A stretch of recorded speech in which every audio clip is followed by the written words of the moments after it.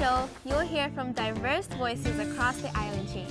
I remember my teacher, Mrs. Murakami, telling us about this opportunity to host HIKI NŌ. And I remember me and my classmates telling her that we would love to do it and we would love to go to PBS Hawaiʻi and participate and see ourselves on TV. Our first story takes us to the west side of Oahu, where students from Waipahu. Before we introduce our first story, for the environment touched on by the students at I remember stepping into PBS Hawaiʻi thinking that one day I want to work here. I do remember thinking it was like impossible. Like I just thought it was so cool. Like there's no way I could ever work here. Aloha, I'm Jenalyn Ramos. I'm Angelica Badwa. I'm Karen Cayme. And I'm Aaron Putiquit. When Waipahu High School was a home-based school for HIKI NŌ, and I remember thinking, man, this is hard. This is harder than I thought. This is not easy. But being trained by professionals, I just thought like,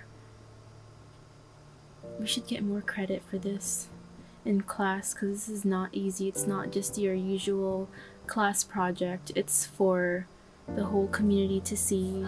My mom's gonna see this on TV. From China with Love was basically about the two teachers who were trying to adopt from China. I interviewed the teachers. I was a writer and editor, but it was a team effort. Being the interviewer, I learned that storytelling can be hard, but it's possible. You have to think of it as not just a project, but also an experience to understand other people and what they're going through in life. Revisions were probably one of the hardest parts. I remember almost giving up. I remember stressing out. I remember thinking, oh, it's never going to be good enough for PBS. I wanted to give up, but we pulled through and finished the project. This is Karen Cayme reporting from Waipahu High School for HIKI NŌ. During college, I found a production technician job position here at PBS Hawaiʻi, so I challenged myself to apply and take the job just to get more experience in the professional world. The biggest skill that I learned from HIKI NŌ that I was able to transfer into becoming a production technician was probably professionalism. But trying to battle college and work wasn't really working out for me, so I did leave PBS for about a year. And then a year later or so, I wanted to come back to PBS Hawaiʻi, but I couldn't come back as a student production technician anymore. So at the time, Advancement was hiring a position.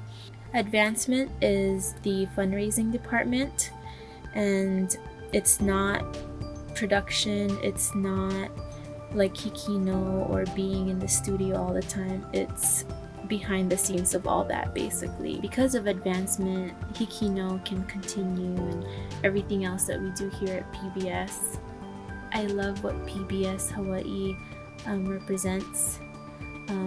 I love what we believe in, and that's representing the community, representing the state and our cultures.